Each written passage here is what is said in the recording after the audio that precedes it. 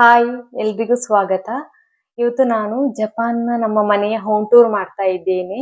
ನಿಮಗೊಂದು ಕ್ಯೂರಿಯಾಸಿಟಿ ಇರ್ತದಲ್ಲ, ಜಪಾನ್ನಲ್ಲಿ ಮನೆಗಳು ಹೇಗಿರ್ತವೆ ಅಂತ. ಅದಕ್ಕೋಸ್ಕರ ಮಾಡ್ತಾ ಇದ್ದೇನೆ. ನಮ್ಮ ಊರಲ್ಲಿ ಈಗ ಒಂದು ಬಾಡಿಗೆ ಮನೆ ಬೇಕು ಅಂತ ಆದ್ರೆ ನಾವು ಏನ್ ಮಾಡ್ತೇವೆ? ಓನರ್ ಅನ್ನು ಮೀಟ್ ಆಗ್ತೇವೆ, ಮನೆ ಇಷ್ಟ ಆದ್ರೆ ತಗೊಳ್ತೇವೆ, ಹಾಗೆ ಅಲ್ವಾ? ಬಟ್ ಇಲ್ಲಿ ಹಾಗಲ್ಲ. ಇಲ್ಲಿ ಹೇಗಂತ ಹೇಳಿದ್ರೆ, ಇಲ್ಲಿ ಪ್ರತ್ಯೇಕವಾಗಿ ಏಜೆಂಟ್ಸ್ ಗಳಿರ್ತಾರೆ. ಅವರದೇ ಆಫೀಸ್ ಇರ್ತದೆ. ನಾವು ಅಲ್ಲಿಗೆ ಹೋಗಿ ಅಲ್ಲಿ ನಮಗೆ ಬೇಕಾದಂತ ಇನ್ಫಾರ್ಮೇಶನ್ಸ್ ಅನ್ನು ಕೊಡ್ಬೇಕು. ಅಂದ್ರೆ ಮನೆ ಹೇಗಿರ್ಬೇಕು, ಯಾವ ಏರಿಯಾದಲ್ಲಿ ಇರ್ಬೇಕು, ಮತ್ತೆ ಎಷ್ಟು ರೂಮ್ಸ್ ಇರ್ಬೇಕು, ಹಾಗೆಲ್ಲ ಎಲ್ಲ ಡೀಟೇಲ್ಸ್ ಅನ್ನ ಅಲ್ಲಿ ಕೊಡ್ಬೇಕು.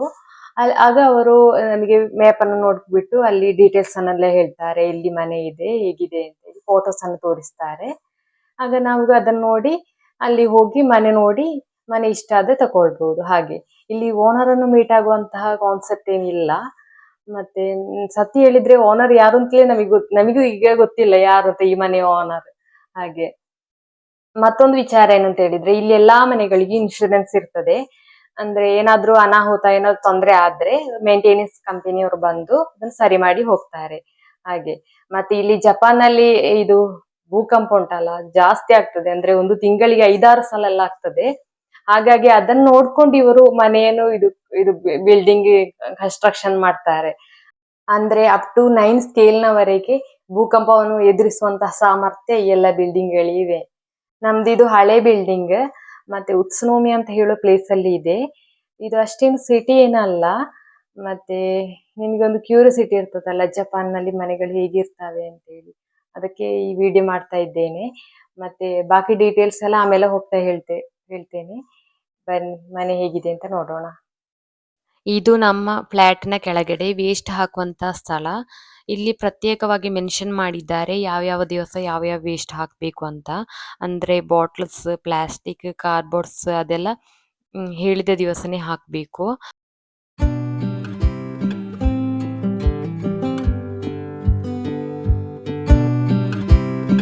ಇದು ಪೋಸ್ಟ್ ಬಾಕ್ಸ್. ಎಲ್ಲಾ ರೂಮಿಗೂ ಒಂದೊಂದು ಬಾಕ್ಸ್ ಇರ್ತದೆ. ಅಂದ್ರೆ ಏನಾದ್ರೂ ನೋಟಿಸ್ ಇದ್ರೆ ಇದ್ರೊಳಗೆ ಹಾಕಿರ್ತಾರೆ. ಮತ್ತೆ ಇಂಪಾರ್ಟೆನ್ಸ್ ನೋಟಿಸ್ ಇದ್ರೆ ರೂಮ್‌ನ ಡೋರ್‌ನಲ್ಲಿ ಹಾಕ್ತಾರೆ. ಮತ್ತೊಂದು ವಿಷಯ ಅಂದ್ರೆ ಎಲ್ಲಾ ರೂಮ್‌ನ ಎದುರುಗಡೆ ಇಂತ ಫೈರ್ ಎಕ್ಸ್ಟಿಂಗ್ವಿಷರ್ ಹಾಕಿರ್ತಾರೆ. ಇದು ನಮ್ದು 3rd ಫ್ಲೋರ್‌ನಲ್ಲಿದೆ. ಇದು ನಮ್ ರೂಮ್.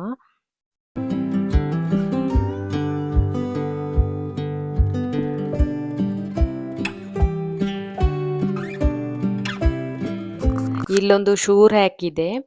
ಜಪಾನ್ನ ವಿಶೇಷತೆ ಏನಂತ ಹೇಳಿದ್ರೆ, ಒಂದು ಎಂಟ್ರೆನ್ಸ್ ಅಲ್ಲಿ ಕಿಚನ್ ಸಿಗ್ತದೆ, ಇಲ್ಲದಿದ್ರೆ ಬಾತ್ರೂಮ್ ಸಿಗ್ತದೆ.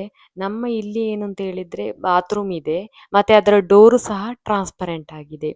ಸೊ ಅದಕ್ಕೆ ಬೇಕಾಗಿ ಅವರೊಂದು ಟೆಕ್ನಿಕ್ ಯೂಸ್ ಮಾಡಿದ್ದಾರೆ ಅಂತ ಹೇಳಿದ್ರೆ, ಇಲ್ಲೊಂದು ಕಟ್ಟನ್ನ ವ್ಯವಸ್ಥೆಯನ್ನು ಮಾಡಿದ್ದಾರೆ. ನಮಗೆ ಫಸ್ಟ್ ಏನೋ ಒಂಥರ ಮುಜುಗರ ಆಗ್ತಾ ಇತ್ತು. ಅಂದ್ರೆ ಏನು ಬಾತ್ರೂಮ್ ಇದೆ ಹಾಗೆ, ಮತ್ತೆ ಕ್ಲೀನ್ ಮಾಡಿ ಇಟ್ಟುಕೊಂಡ್ರೆ ಏನು ತೊಂದರೆ ಆಗೋದಿಲ್ಲ. ಮತ್ತೆ ಇಲ್ಲಿ ನೋಡಿ ಒಂದು ಹಾಲ್ ಇದೆ, ಮತ್ತೆ ಒಂದು ಬಾಕ್ಸ್ ಸಹ ಇದೆ. ನಾನು ಆಗ ಹೇಳಿದ್ನಲ್ಲ, ಇಂಪಾರ್ಟೆಂಟ್ ನೋಟಿಸ್ ಅನ್ನು ಇದರೊಳಗೆ ಹಾಕ್ತಾರೆ. ಮತ್ತೆ ಇಲ್ಲೊಂದು ಮೈನ್ ಸ್ವಿಚ್ ಬೋರ್ಡ್ ಇದೆ. ನೆಕ್ಸ್ಟ್ ಇಲ್ಲೊಂದು ರೂಮ್ ಇದೆ, ಇದರ ಡೋರ್ ನೋಡಿ ಅಂತೆ. ಇಲ್ಲಿ ಜಪಾನಲ್ಲಿ ಹೆಚ್ಚಾಗಿ ಸ್ಲೈಡಿಂಗ್ ಡೋರ್ ಅನ್ನು ಯೂಸ್ ಮಾಡ್ತಾರೆ. ನೆಕ್ಸ್ಟ್ ಈ ಕಡೆ ಬಂದ್ರೆ ಒಂದು ವಾಷಿಂಗ್ ಮಿಷನ್ ಇದೆ.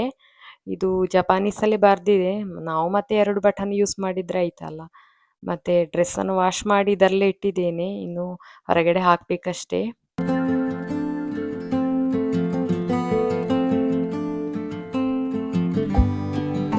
ನೆಕ್ಸ್ಟ್ ಇದೊಂದು ಟಾಯ್ಲೆಟ್. ಇದರದ್ದು ಕೂಡ ಹಾಗೇನೆ ಡೋರ್ ಟ್ರಾನ್ಸ್ಪರೆಂಟ್ ಆಗಿದೆ.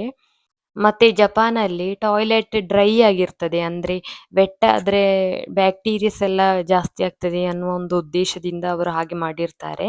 ಫ್ಲೋರ್ ಅಲ್ಲೆಲ್ಲ ನೀರೇನಿರುವುದಿಲ್ಲ, ಡ್ರೈ ಆಗಿರ್ತದೆ. ಮತ್ತೆ ಇಲ್ಲಿ ಹೇಗಂದ್ರೆ ಹ್ಯಾಂಡ್ ಯೂಸ್ ಮಾಡುವ ಅಗತ್ಯ ಇಲ್ಲ, ಎಲ್ಲ ಇದರಲ್ಲೇ ಇದೆ. ನೋಡಿ ಇಲ್ಲಿ ಬಟನ್ ಎಲ್ಲ ಕೊಟ್ಟಿದ್ದಾರೆ. ನಾನು ಬೇರೊಂದು ವಿಡಿಯೋ ಮಾಡಿದ್ದೇನೆ ಇದರದ್ದು. ಲೇಡೀಸಿಗೆ ಜೆಂಟ್ಸಿಗೆ ಎಲ್ಲ ಬೇರೆ ಸಪರೇಟ್ ಆಗಿ ಬಟನ್ ಇದೆ, ಮ್ಯೂಸಿಕ್ ಅದೆಲ್ಲ ಇದೆ.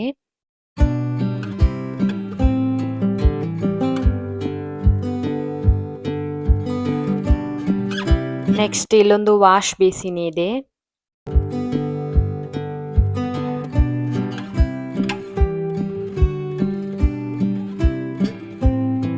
ಇಲ್ಲಿ ಜಪಾನಲ್ಲಿ ಫ್ಲೋರ್ ವುಡನಿಂದ ಮಾಡಿರ್ತಾರೆ, ಅಂದ್ರೆ ಭೂಕಂಪ ಆಗೋದಕ್ಕೆ ಆಗಿರ್ಬೋದು ಹೀಗೆ ಮಾಡಿರುವುದು. ಎಲ್ಲ ಫ್ಲೋರ್ ವುಡನ್ ಅಲ್ಲಿ ಇದೆ. ಮತ್ತೆ ನಾನು ಆಗ ಹೇಳಿದ್ನಲ್ಲ ಒಂದು ರೂಮ್ ಅಂತ, ಅದನ್ನು ಈಗ ಓಪನ್ ಮಾಡ್ತಾ ಇದ್ದೇನೆ. ಇಲ್ಲಿ ಸಹ ಹಾಗೆ ಎಲ್ಲ ವುಡನಿಂದ ಮಾಡುದು, ಮತ್ತೆ ಗೋಡೆ ಸಹ ಹಾಗೆ ಕಲ್ಲು ಇಟ್ಟಿಗೆ ಅದೇನಿಲ್ಲ, ಬೇಗ ಇವರದ್ದು ಕನ್ಸ್ಟ್ರಕ್ಷನ್ ಎಲ್ಲ ಬೇಗ ಆಗ್ತದೆ. ಮತ್ತೆ ಸಿಮೆಂಟಿನ ಬಳಕೆ ಎಲ್ಲ ಸೈಡಲ್ಲೆಲ್ಲ ಸಿಮೆಂಟಿನದ್ದು ಕಾಣ್ತಾ ಇದೆ. ಮತ್ತೆ ಗೋಡೆ ಯಾವುದರಿಂದ ಮಾಡುವುದು ಅಂತ ನಂಗೆ ಅಷ್ಟೇನು ಗೊತ್ತಿಲ್ಲ. ಮತ್ತೆ ಇಲ್ಲೊಂದು ಬಾಲ್ಕನಿ ಇದೆ. ಮತ್ತೆ ರೂಫಿಂಗ್ ಸಹ ಹಾಗೇನೆ ಎಲ್ಲ ವುಡನಿಂದ ಮಾಡಿರ್ತಾರೆ. ಮತ್ತೆ ಇಲ್ಲಿ ಲೈಟ್ ನೋಡಿ ಹೇಗಿದೆ ಅಂತ. ಮತ್ತೆ ಇಲ್ಲೊಂದು ಶೆಲ್ಫ್ ಕೊಟ್ಟಿದ್ದಾರೆ, ದೊಡ್ಡದಿದೆ.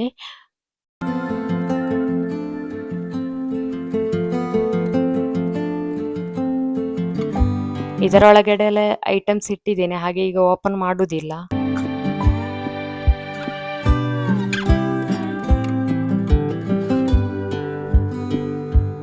ಮತ್ತೆ ಇಲ್ಲಿ ಪ್ಲಾಸ್ಟಿಕ್ ಬಾಟಲ್ಸ್ ಅನ್ನು ತುಂಬಿಸಿಟ್ಟಿದ್ದೇನೆ.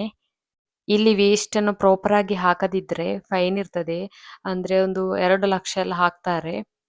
ಇನ್ನು ಈ ಸೈಡ್ ಬಂದ್ರೆ ಬಾಲ್ಕನಿ ಇದೆ.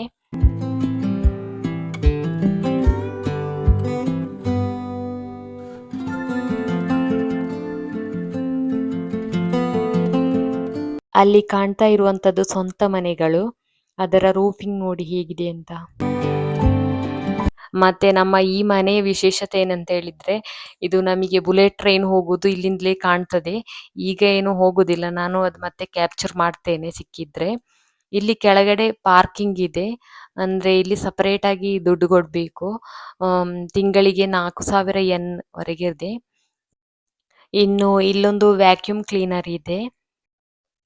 ಮತ್ತೆ ಈಚೆ ಸೈಡ್ ಬಂದ್ರೆ ಲಗೇಜ್ ಅನ್ನೆಲ್ಲ ಇಟ್ಟಿದ್ದೇನೆ. ಮತ್ತೆ ಇಲ್ಲೊಂದು ಮೈಕ್ರೋವೇವ್ ಇದೆ, ಹೀಟರ್ ಇದೆ. ಮೈಕ್ರೋವೇವ್ ನಾವು ಯೂಸ್ ಮಾಡುದು ಕಡಿಮೆ.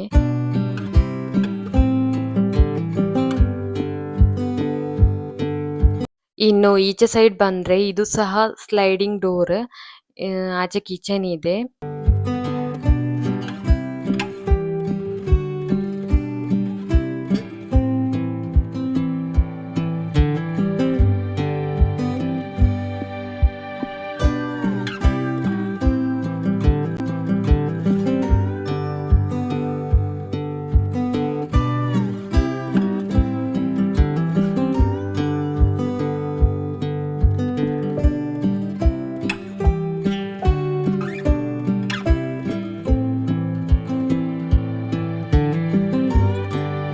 ಆಮೇಲೆ ಇಲ್ಲೊಂದು ರೆಫ್ರಿಜರೇಟರ್ ಇದೆ, ಇದರಲ್ಲಿ ತುಂಬಾ ಐಟಮ್ಸ್ ಅನ್ನು ತುಂಬಿಸಿಟ್ಟಿದ್ದೇನೆ.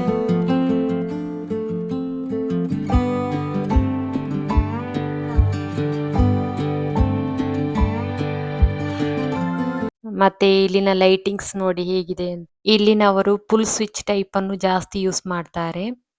ಇಲ್ಲಿ ನೋಡಿ, ಇಲ್ಲೊಂದು ಥ್ರೆಡ್ ಇದೆ, ಅದನ್ನು ಎಳೆದ್ರೆ ಲೈಟ್ ಆನ್ ಆಗ್ತದೆ. ಮತ್ತೆ ಇದು ಎಕ್ಸಾಸ್ಟರ್. ಮತ್ತೆ ಇಲ್ಲಿ ಶೆಲ್ಫ್ಗಳಿವೆ.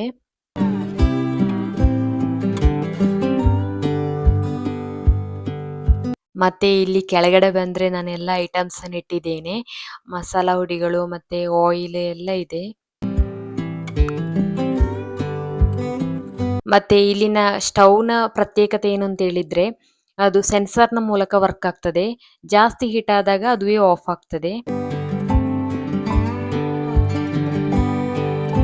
ಆಮೇಲೆ ಇಲ್ಲಿ ಕೆಳಗಡೆ ಸಹ ಶೆಲ್ಫ್ ಅನ್ನು ಕೊಟ್ಟಿದ್ದಾರೆ. ಇಲ್ಲಿ ಏನು ಗ್ರೋಸರಿ ಐಟಮ್ಸ್ ಅನ್ನೆಲ್ಲ ಇಟ್ಟಿದ್ದೇನೆ.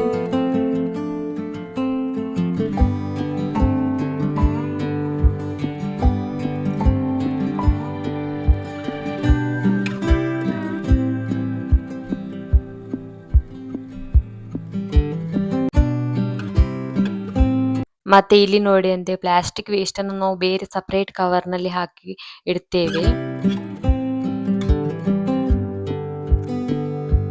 ನೆಕ್ಸ್ಟ್ ಇದೊಂದು ಬೆಡ್ರೂಮ್. ಇಲ್ಲಿ ಕಾಣ್ತಾ ಇರುವಂತದ್ದು ತತಾಮಿ ಮ್ಯಾಟ್ ಅಂತ ಹೇಳ್ತಾರೆ.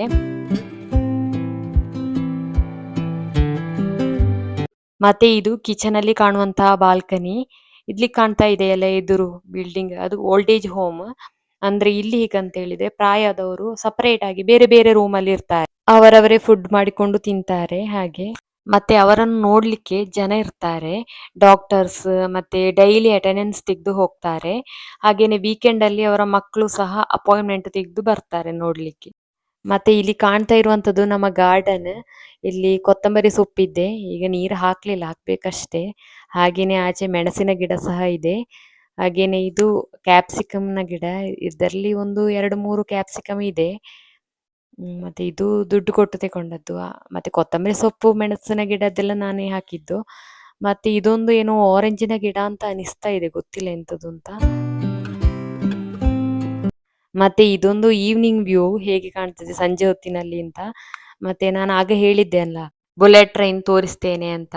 ನಿಮಗೆ ಕಾಣ್ತದ ಅಂತ ಗೊತ್ತಿಲ್ಲ, ಝೂಮ್ ಮಾಡ್ತೇನೆ. ಒಂದು ಗ್ರೀನ್ ಕಲರ್ ಅಲ್ಲಿ ಹೋಗ್ತದೆ, ಗ್ರೀನ್ ಮತ್ತು ವೈಟ್ ಕಲರ್ ಅಲ್ಲಿ ಮಾರ್ಕ್ ಮಾಡ್ತೇನೆ.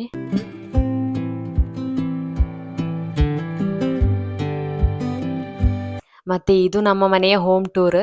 ನಿಮಗೆ ಇಷ್ಟ ಆದ್ರೆ ಲೈಕ್ ಮಾಡಿ, ಹಾಗೇನೆ ಸಬ್ಸ್ಕ್ರೈಬ್ ಮಾಡದವರಿದ್ರೆ ಸಬ್ಸ್ಕ್ರೈಬ್ ಮಾಡಿ, ಹಾಗೇನೆ ಶೇರ್ ಮಾಡಿ. ನಿಮ್ಮ ಅಭಿಪ್ರಾಯಗಳನ್ನು ತಿಳಿಸಿ. ಬಾಯ್.